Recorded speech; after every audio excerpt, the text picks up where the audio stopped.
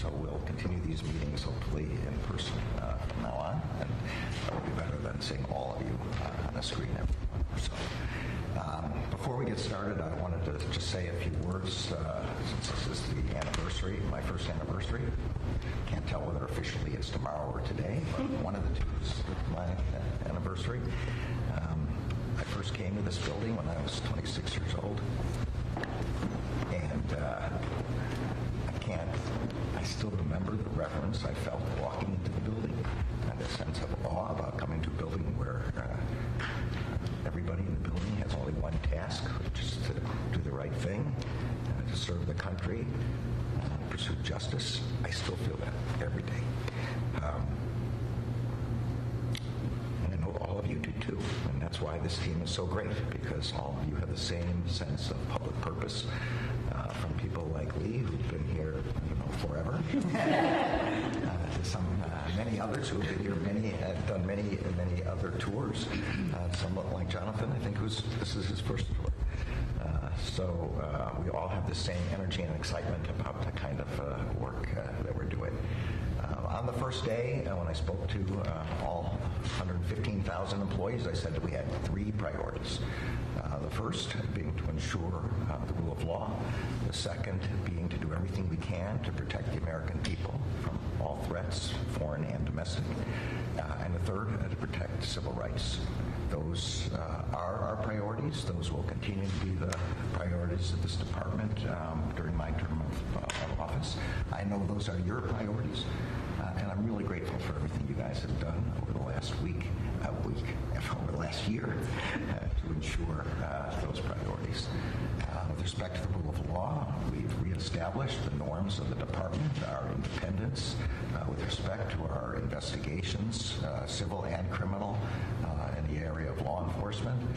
We've worked to protect the institutions of our democracy, the enormous investigation we're doing with respect to the January 6th attack on the fundamental basis of our democracy, the peaceful transfer of power from one administration to another, the work we're doing to counter threats against public servants of all kinds who make our democracy work every day at everything from the national level to the very local community level.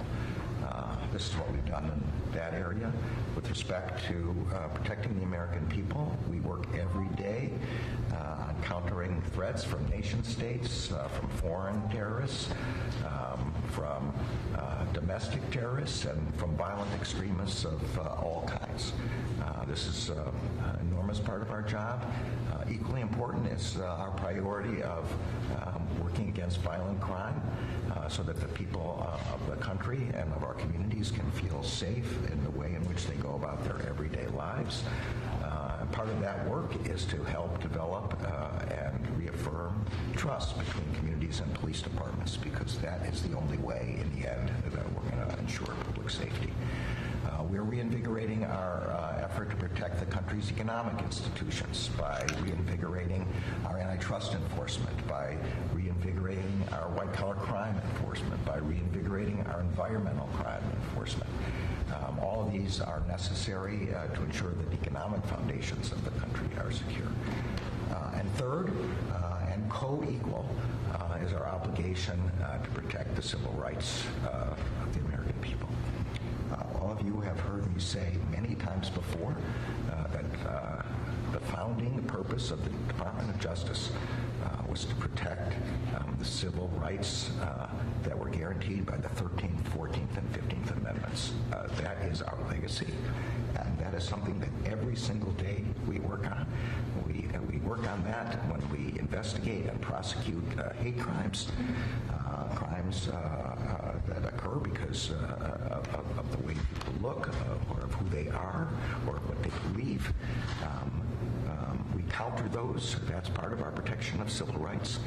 We file cases to protect the right to vote, to ensure that there's not discrimination against people's right to vote.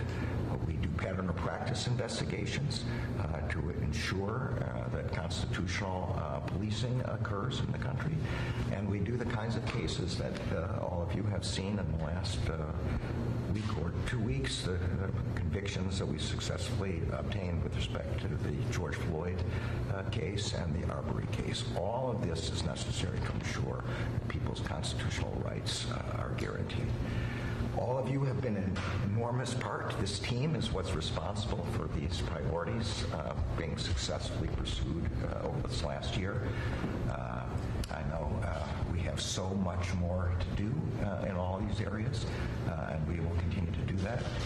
So we will get to work on this right away as soon as I answer a few questions. All right, People are looming over our heads.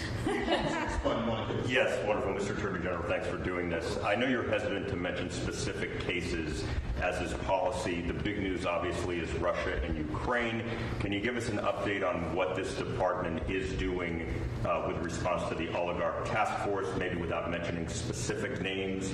Just any updates on what DOJ is doing to help the administration deal with this crisis? Look, every one of us have seen the horrible images of what's going on in Ukraine now.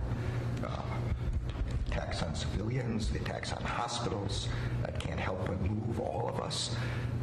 This Justice Department is part of an all-of-government effort to counter this.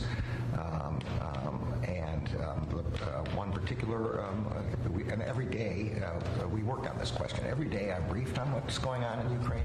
Every day people in this Justice Department are working on issues relating our efforts with respect to this unjust war. You asked about the task force. It has already been meeting. The purpose of the task force, of course, is to freeze and seize the assets of sanctioned Russian oligarchs and Russian entities that are facilitating this unjust war. It has already been meeting, and I expect myself to get briefed within the next few days on how things are progressing in that respect. The task force is going to complement another task force that the President announced, an international task force.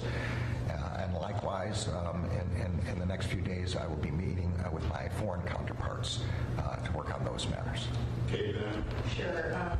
Could you talk a little bit about any conversations the department's having with the January 6th committee? For example, have you started any conversations about how public hearings held by the committee could impact any potential criminal investigations here at the department? So this is a good example of something that I don't want to talk about, that we don't talk about our ongoing investigations. You've seen some letters back and forth between the White House counsel and the committee with respect to witnesses and documents. But other than that, I don't think it's appropriate to talk about either their investigation or our own.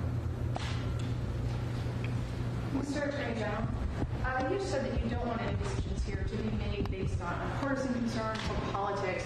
Republicans have said that any investigation into former President Trump is inherently political. Questions about the former president that really cast a shadow over your first year here. Would you consider appointing a special counsel to examine questions of possible criminal conduct by the former president? So I'm not going to talk about individuals who may or may not be subjects of investigations.